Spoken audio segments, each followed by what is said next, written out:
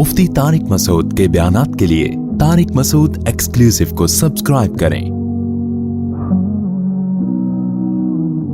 Tariq Masood exclusive.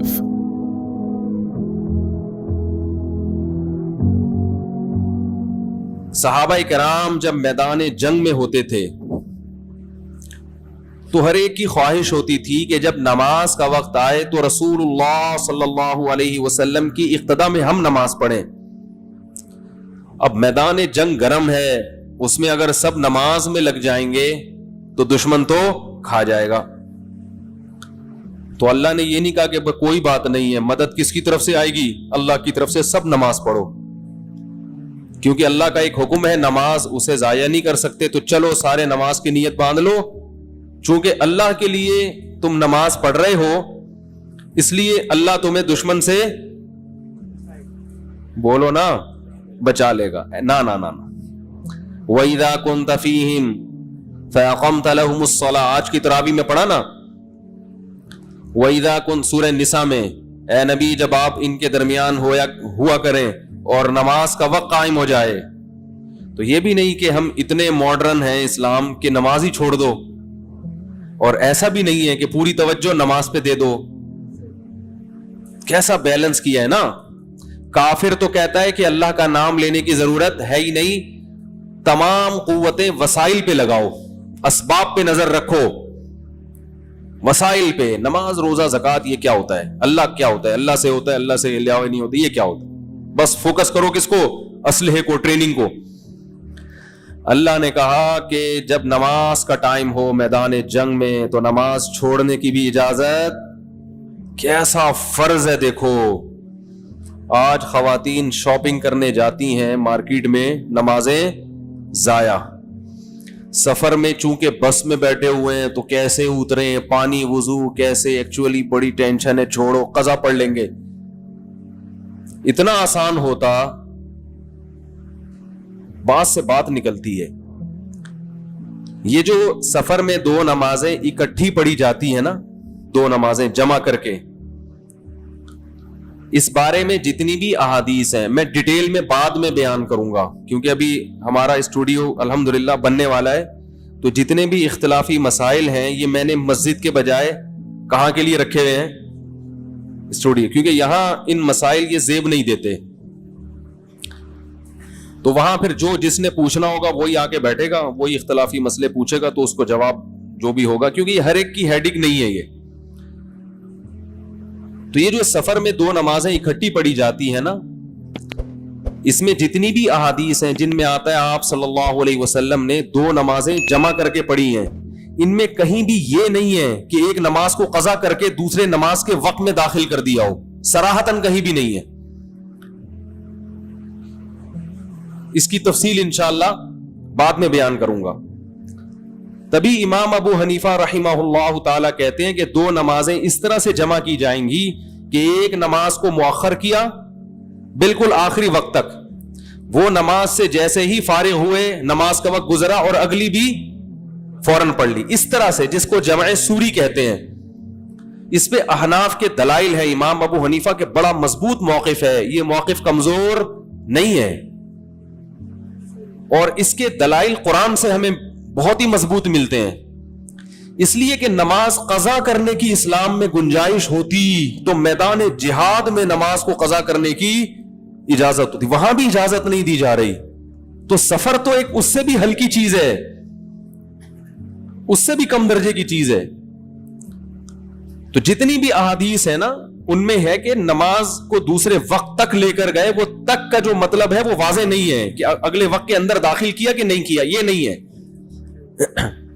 क्योंकि यहां जो अल्लाह ने बयान किया ना कि ए नबी जब मैदान जिहाद गर्म हो और आप इनमें मौजूद हो तो कैसे नमाज पढ़नी है, तो अल्लाह ने नमाज का तरीका बयान करके आखिर में फरमाया कि हम तुम्हें इतनी मुश्किल में क्यों डाल रहे हैं भाई, छोड़ो जिहाद है, छोड़ दो नमाज। ना ना ना, फरमाया इन्नस्सलाता कानत अलल मुमिनीना किताबम मवक़ूता, नमाज मोमिनीन पर मुकर्ररा औकात में फर्ज है, उसी वक्त के अंदर पढ़नी पड़ेगी। और इसमें पांचों नमाजें दाखिल हैं, कोई भी नमाज इससे मुस्तस्ना नहीं है। تو امام ابو حنیفہ رحمہ اللہ تعالی کی فہم اور فراست بہت تیز تھی، بہت آگے تھی. میں کسی اور مجتہد کی توہین نہیں کر رہا، ہم تمام مجتہدین کو برحق سمجھتے ہیں، لیکن آج لوگوں نے خاص طور پر میڈیا پہ فقہ حنفی کو نشانہ بنایا ہوا ہے اور یہ ظاہر کر رہے ہیں کہ امام ابو حنیفہ کو معاذ اللہ حدیثیں بولو بھائی نہیں آتی تھی، ہم ہیں بس. اس لیے ہمیں یہ باتیں کرنی پڑتی ہیں ممبر پہ بیٹھ کے. تو سفر میں بھی جب جایا کریں تو 2 نمازیں اس طرح سے تو اکٹھی پڑھیں کہ ظہر کو قریب لے گئے عصر تک. جیسے میں بھی ایسا ہی کرتا ہوں کہ میں جو شافعی وقت ہے نا عصر کا، تو جیسے 3:44 پر شافعی وقت شروع ہو رہا ہے، فار ایگزامپل ایک مثال دے رہا ہوں، تو 3:35 پہ آپ نے ظہر پڑھی، 1-8 منٹ تاخیر کر کے عصر پڑھ لی، وقت جیسے ہی داخل ہو گیا. مغرب اور عشاء کو بھی اسی طرح سے. تو اس طرح سے تمام احادیثوں میں تطبیق ہو جاتی ہے، کیونکہ جہاں حدیث میں جمع بین الصلاتین آیا ہے وہیں صحیح حدیث میں یہ بھی ہے کہ رسول اللہ صلی اللہ علیہ وسلم نے مزدلفہ اور عرفات کے علاوہ کبھی 2 نمازیں اکٹھی نہیں پڑھی. یہ بھی حدیث ہے، بالکل صحیح حدیث ہے، عبداللہ ابن مسعود سے مروی ہے یہ. اور یہ بھی حدیث میں آتا ہے کہ نبی نے مدینہ میں بغیر کسی عذر کے بھی 2 نمازیں اکٹھی پڑھی ہیں. اب اگر اکٹھی کا مطلب قضا کرنا ہو تو پھر تو بغیر عذر کے بھی 2 نمازیں قضا کرنا جائز ہو جائے گا، حالانکہ اس کا کوئی بھی امت میں شیعہ لوگوں کے سوا کوئی بھی قائل نہیں ہے اس کا. تو وہاں یہی مطلب ہوگا کہ 2 نمازیں اس طرح سے اکٹھی کی ہیں.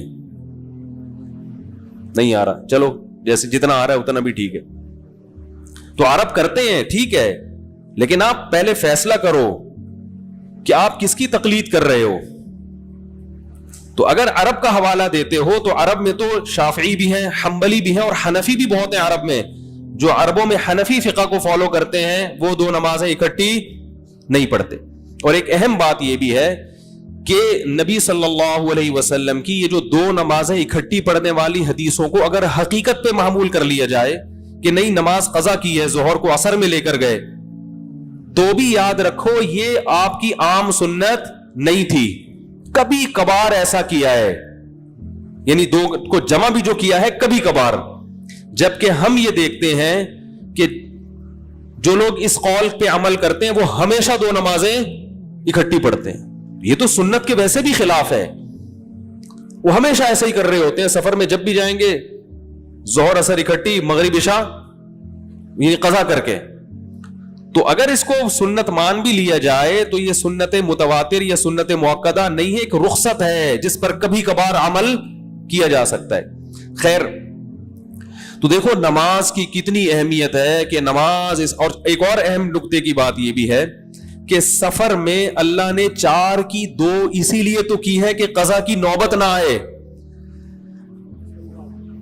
بھائی 4 فرض کو اللہ نے کتنا کر دیا؟ 2. اسی لیے نا کہ تمہارے پاس یہ عذر نہ ہو کہ اللہ میں نماز وقت پہ پڑھ نہیں سکتا تھا، 4 کون پڑھتا؟ اللہ نے کہا مختصر کر لو. تو یہ مختصر اسی لیے کہ قضا ہونے سے بچانے کے لیے. تو یہ اس لیے یہ دلائل اس کے بھی بہت مضبوط ہیں. تو اور ایک اور بات یہ ہے کہ میں خاص طور پر اہل حدیث حضرات سے کہتا ہوں کہ ٹھیک ہے آپ کا موقف ہے کہ نماز 2 نمازیں اس طرح سے جمع کی جا سکتی ہیں کہ بالکل چپکا کے پڑھ لی جائے اور وقت سے پہلے، تو بھی یہ فرض تو نہیں ہے نا، احتیاط تو اسی میں ہے نا کہ اس طرح سے جمع کیا جائے کہ نمازیں بھی اپنے ٹائم پر ہو جائیں اور جمع بھی اکٹھی. تو احتیاط تو اسی میں ہے نا. تو نماز کے معاملے میں اگر احتیاط والے قول کو لے لیا جائے تو اس میں کیا خرابی ہے؟ ابن قیم رحمہ اللہ نے لکھا ہے کہ سفر میں 4 کی 2 پڑھنا یہ نبی کی یقینی سنت ہے. یقینی کا مطلب ہمیشہ ایسا کیا ہے، لیکن 2 نمازیں اکٹھی پڑھنا نبی کی سنت نہیں ہے، رخصت ہے. رخصت، یہ کوئی ثواب کا کام نہیں ہے. سمجھ میں آ رہی ہے بات؟ تو نماز میں احتیاط بھی کس بات کی تقاضا کرتی ہے کہ ہر نماز کو اپنے وقت پہ پڑھا جائے، یعنی قضا نہ کیا جائے، نہ کوئی نماز اپنے وقت سے پہلے ہو اور نہ وقت کے بعد. کیونکہ قرآن میں آتا ہے اقیم الصلاۃ لدلوک الشمس، نمازوں کو سورج کے ڈھلنے پر پڑھو. تو ہر نماز سورج کی حرکت سے اللہ نے متعین کی ہے. تو اس میں یہ 5 نمازیں داخل ہیں، اور سفر اور حضر دونوں قسم کی نمازوں کو یہ آیت شامل ہے کہ جیسے ہی وقت چینج ہوگا تو اس وقت پر ایک نماز آپ کو پڑھنی پڑے گی. سمجھ میں آیا؟ یہاں تک نہیں آیا تو بھی ٹھیک ہے. تو اس پر میں ابھی پوری بات ہوئی نہیں ہے, ابھی بات ہوگی انشاءاللہ اس پر. صحابہ کے اقوال کیا ہے, صحابہ کا عمل کیا ہے, تابعین کا عمل کیا ہے, وہ انشاءاللہ ہم بتائیں گے کہ انہوں نے ان حدیثوں کا کیا مطلب سمجھا, اور وہ جو کہا جاتا ہے کہ ظہر کو عصر تک لے کر گئے تو وہاں تک کا مطلب کیا ہے, تک کا مطلب کیا ہے, ٹھیک ہے نا. اور صحابہ کے عمل سے انشاءاللہ میں بتاؤں گا. لیکن اتنی بات پتہ چلتی ہے کہ اللہ نے کہا کہ جہاد میں نہ تو نماز چھوڑنے کی اجازت ہے اور نہ یہ کہ نمازوں میں لگ کے ادھر بولو کہ اللہ مدد کرے گا. نہ نہ نہ نہ نہ, بیلنس, دونوں کا حق ادا کرنا ہے, اللہ کا بھی اور ساتھ میں دشمن سے لڑنا ہے. تو لڑنے کے لیے نماز نہیں بلکہ بندوق چاہیے, چلانا بھی ہو, بندہ سامنے کھڑا ہوا ہو. تو اللہ نے حکم یہ دیا کہ اے نبی جب آپ نماز پڑھائیں گے تو آدھے لوگ آپ کے پیچھے ایک رکعت پڑھیں گے. جب ایک رکعت مکمل, اور آدھے کیا کریں گے, دشمن کے سامنے کھڑے ہوں گے, اس کو روک کے رکھیں گے کہ وہ ادھر نہ آ جائے. پھر جب آپ کی ایک رکعت مکمل ہوگی, جو دشمن کے سامنے ہیں وہ آ کے آپ کے پیچھے ایک رکعت پڑھیں گے, اور جنہوں نے ایک رکعت پڑھ لی ہے وہ جا کے دشمن کے سامنے کھڑے ہو جائیں گے. وہ باقی رکعت وہاں مکمل کریں گے تاکہ لڑائی بھی ہوتی رہے اور اپنی نماز بھی چلتی رہے, تاکہ سب کی وہ نبی کے پیچھے نماز پڑھنے کی فضیلت حاصل ہو جائے. یعنی ایک ایک رکعت نبی کے پیچھے مل جائے, باقی خود ادا کریں گے وہ. تو یہ بالکل خلاف قیاس نماز, کہ یہ ایسی نماز ہے جو چلنے سے نہیں ٹوٹ رہی. یعنی ایک رکعت کے بعد چل کے جائیں گے, باقی وہاں مکمل کریں گے. سمجھ میں آ رہی ہے بات کہ نہیں آ رہی؟ تو لیکن اگر یہ بھی ممکن نہ ہو کہ کوئی ایسی سخت لڑائی ہو, یہ بھی ممکن نہ ہو, جیسے آج کل لڑائی ہوتی ہے بموں سے. اب میدان جنگ میں اگر آدھی فوج ایک امام کے پیچھے کھڑی ہو جائے تو پھر ایک بم گرنے کا خطرہ ہے جس سے پوری فوج ہلاک ہو سکتی ہے. تو ایسے موقع پہ علماء کہتے ہیں کہ پھر ایک ایک دو لوگ اپنی اپنی اخپل طریقے سے جماعت کرائیں گے, پھر اکٹھے ہونے کی اجازت, کیونکہ جان بچانا پہلے ہے. جان رہے گی تو نماز پڑھیں گے نا. نماز پڑھنے شروع کر دے سب نے باجماعت خشوع و خضوع سے, دشمن نے آ کے کاٹ پیٹ کے چلا گیا اور پھر آپ کے ملک پہ قبضہ کر لیا, تو پھر قیامت تک وہاں نمازیں نہیں ہو سکی. تو پھر اخپل طریقے سے ایک ایک دو آدمی جماعت کرائیں. وہ بھی ممکن نہ ہو تو سب انفرادی نماز پڑھیں. وہ بھی ممکن نہ ہو تو گھوڑے کی پشت پہ بیٹھ کے نماز پڑھیں قبلہ رخ ہو کے. یہ بھی ممکن نہ ہو تو جہاں ٹینک کا رخ ہے اسی طرف رخ کر کے نیت, گھوڑے کے بجائے ٹینک آ گیا نا, تو کس طرف رخ کریں گے؟ دشمن کی طرف رخ کر کے نیت باندھ لیں گے. نہیں آ رہی بات؟ چھوڑنے کی اجازت نہیں ہے. میدان جنگ میں جس طرح ممکن ہو قبلہ رخ ہو کے, اگر ڈر ہے کہ میں ادھر ہوا تو وہ ادھر سے فائر کر دے گا, جدھر وہ ہے ادھر ہی منہ کر کے نیت باندھ لو. چھوڑنے کی اجازت نہیں ہے. اتنی اہم چیز ہے. تو اسی وجہ سے امام حنیفہ کا مذہب ہے کہ اتنی اہم تاکید ہے. تو سفر میں چونکہ بالکل دو ٹوک اور واضح حدیث ہمارے پاس موجود نہیں ہے, اگر حدیث ہے بھی تو اس کے مقابلے میں بھی ہے. تو نماز جیسا حکم اسلام کا رکن ہے, اس کو ایسی مجمل اور مبہم حدیثوں کی بنا پر قضا کرنے کی اجازت نہیں دی جائے گی. سمجھ رہے؟ تو نوٹ کر لیا, بیٹھا ہوا ہے. یہ پچھلے سال بھی تھا نا, دیکھا تھا اس کو, بالکل وہی ڈیزائن ہے, اتنا ہی وزن ہے اس بچے کا, اسی طرح سے اتنے ہی دانت دکھا کے مسکراتا ہے, یہ وہیں بیٹھتا ہے, یہ کئی سالوں سے یہاں بیٹھ رہا ہے. اس کو میں نے ایک دفعہ کہا تھا میں تھپڑ بھی لگا سکتا ہوں, کس دن غصے میں آ گیا. تو اب آپ یہ دیکھیں کہ اللہ تعالیٰ حکم کتنا دے رہے کہ تاکہ اسباب سے بھی غافل نہ ہو. آگے اللہ نے حکم دیا کہ خذوا حذرکم, نماز کے دوران بھی اپنی حفاظت اور بچاؤ کی تدبیر کو لازم پکڑو. ایسے نماز میں ایسے طریقے سے نماز نہ پڑھو کہ دشمن کاٹ کے چلا جائے. اور آگے اللہ نے فرمایا کہ اسلحہ پہن کے نماز پڑھو میدان جنگ میں. ایسا نہ ہو تمہیں نماز پڑھتا دیکھ کر کوئی آئے اور کہے یہ تو خشوع و خضوع سے نماز میں پڑھ رہا ہے, ذرا سجدے میں جائے, انتظار کروں گا پھر. نہ, فرمایا نماز کے دوران اسلحہ تمہاری گردن میں ہونا چاہیے, تلوار لٹکی بھی ہونی چاہیے, تاکہ کوئی تمہیں غافل پا کے حملہ کرے تو فوراً نماز توڑ کے پہلے اس کی گردن اڑاؤ, باقی نماز بعد میں. سے کتنا کیا پتا چل رہا ہے کہ بھائی اسباب سے وسائل سے غافل نہیں ہونا, میزائل سے, توپوں سے, ایٹم بم سے غافل نہیں ہونا ہے, ٹیکنالوجی سے غافل نہیں ہونا ہے. پہلے تلواروں کی جنگ تھی تو اللہ نے کہا تلوار لٹکا کے, آج میزائلوں کی جنگ ہے تو اللہ آج مجاہد فوجیوں سے کہہ رہا ہے کہ چیمبر میں راکٹ ہونا چاہیے, ٹھیک ہے نا, اور وہ تمہارے سامنے رکھا ہوا ہونا چاہیے, کیونکہ لٹکاؤ گے تو پھر اٹھانے میں ٹائم لگے نا, سامنے رکھا ہوا ہونا چاہیے. پھر نیت باندھ لو اور دیکھتے بھی رہو, جیسے ہی کوئی مسئلہ ہو تو نیت توڑی, پہلے فائر کیا, نماز دوبارہ ہو جائے گی, دشمن کو مارنے کا موقع ایک دفعہ نکل گیا تو تم ڈیلیٹ ہو جاؤ گے پھر, کیونکہ یہ ایک ہی چانس ہوتا ہے, یا تو وہ جس کا بٹن پہلے دب گیا. وہ میں نے بھینس والا لطیفہ سنایا تھا نا, وہ بھائی ایک آدمی کی بھینس بیمار ہو گئی تو حکیم کے پاس گیا, حکیم نے کہا جمال گوٹا کھلاؤ اس کو. تو اب بھینس کو جمال گوٹا کوئی 2-4 گولیوں سے تو کام چلے گا نہیں, اس کو تو پورا 25-30 گوٹے ہونے چاہیے, وہ تو بھینس ہے. تو اس نے کوٹ کے نا, اب بھینس کے منہ میں ڈالتا ہے تو بھینس واپس نکال دیتی, پھر یہ منہ میں ڈالتا واپس نکال دیتی. بڑا پریشان حکیم کے پاس آیا, حکیم صاحب وہ تو کھا ہی نہیں رہی. حکیم نے کہا کہ دیکھو اس کے منہ میں پائپ رکھو اور اس طرف سے جمال گوٹا پائپ میں ڈال کے زور سے پھونک مارو گے اس کے اندر چلا جائے گا. اس نے کہا چلو ٹھیک ہے. اگلے دن وہ آیا نہیں اطلاع دینے کے لیے کہ بھائی بھینس کی طبیعت کیسی. حکیم صاحب گئے, حکیم صاحب نے پوچھا اور بھائی کیا ہوا؟ لوگوں نے کہا وہ تو بیمار پڑا ہوا, مر رہا ہے. حکیم صاحب نے کہا وہ کیوں مر رہا ہے؟ تو اس کے پاس گئے, ہاں بھائی بھینس کے منہ میں پائپ رکھا تھا. اس نے کہا ہاں رکھا. جمال گوٹا ڈالا تھا؟ ہاں ڈالا تھا. پھونک ماری تھی؟ ہاں ماری تھی. کس نے؟ کہہ رہا بھینس نے پہلے مار دی تھی. وہ بھینس نے پھونک پہلے مار دی تو وہ سارا اس کے پیٹ میں چلا گیا, اب اس کے لگے میں موشن پڑا ہوا ہے. تو میدان جنگ میں دشمن آپ کو موقع نہیں دے, جس نے پہلے بٹن دبا دیا اس کی جیت ہے. تو اللہ کہہ رہے ہیں خذوا حذرکم, اپنے بچاؤ کی تدبیر کو لازم پکڑو. کیوں؟ ود الذین کفروا لو تغفلون عن اسلحتکم وامتعاتکم, اس لیے کہ تمہارا دشمن یہ چاہتا ہے, کیسے الفاظ ہیں, کہ کسی طرح تم اپنے اسلحے سے غافل ہو جاؤ. وامتعاتکم, اور اس کے علاوہ چیزوں سے. اس کے علاوہ چیزیں کیا ہیں؟ ہر وہ چیز جو تمہیں آج جنگ میں تمہاری شکست کا ذریعہ بن سکتی ہے, وہ تمام چیزیں امتعاتکم میں داخل ہیں.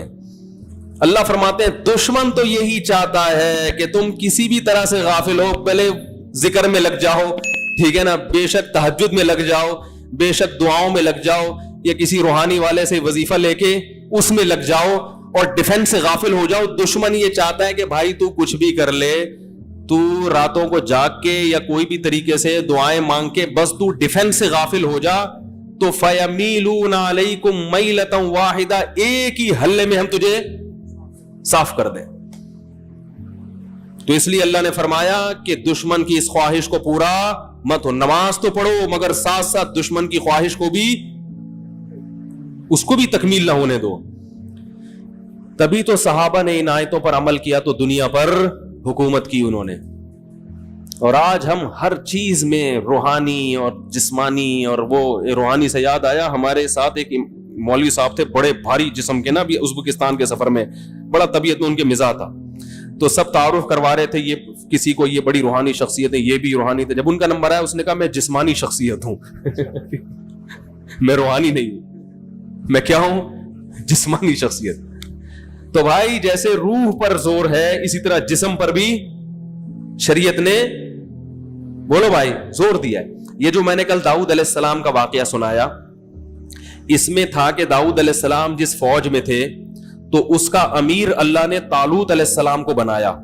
وجہ کیا تھی؟ قرآن نے بیان کیا, زادہ بسطۃ فی العلم والجسم, اللہ نے اس کو علم بھی زیادہ دیا اور جسم بھی مضبوط دیا.